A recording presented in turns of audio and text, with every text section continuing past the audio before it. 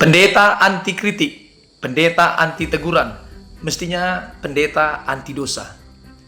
Di tengah derasnya arus popularitas dan kultus individu di kalangan rohaniawan masa kini, kita menyaksikan fenomena mengkhawatirkan pendeta-pendeta yang kebal terhadap kritik, alergi terhadap teguran, dan menuntut penghormatan, seolah-olah mereka setara dengan otoritas ilahi. Ini adalah bentuk penyimpangan yang berbahaya, bukan hanya bagi pribadi pendeta itu sendiri, tetapi juga bagi tubuh Kristus yang dipimpinnya.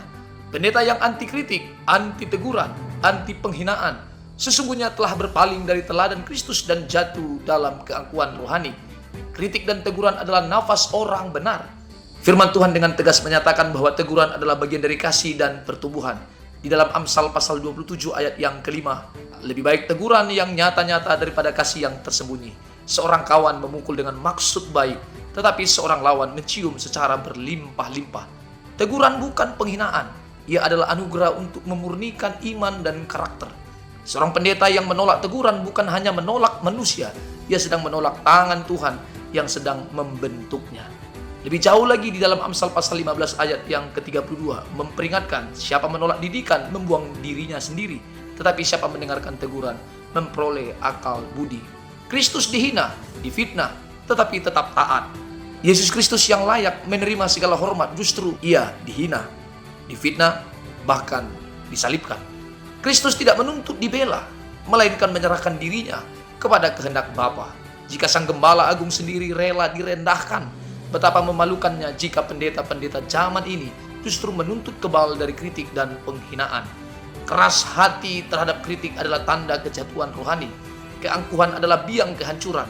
Amsal 16 ayat yang ke-18. Kecongkaan mendahului kehancuran dan tinggi hati mendahului kejatuhan. Pendeta yang tidak bisa ditegur, tidak bisa dikritik, sesungguhnya telah menjadikan dirinya sendiri berhala di atas mimbar. Di hadapan Allah, pendeta bukan dinilai dari pujian manusia, melainkan dari ketundukan hatinya kepada kebenaran. Fokus sejati pendeta dan semua orang percaya adalah perang melawan dosa, bukan melawan kritikus. Pelayanan pendeta bukanlah soal membangun citra, tetapi tentang menyalibkan ego dan membunuh dosa. Seorang pendeta tidak dipanggil untuk melindungi harga dirinya, melainkan untuk mematikan dirinya demi Kristus. Pendeta yang sibuk membela diri dari kritik telah kehilangan medan tempurnya yang sejati, yakni melawan dosa.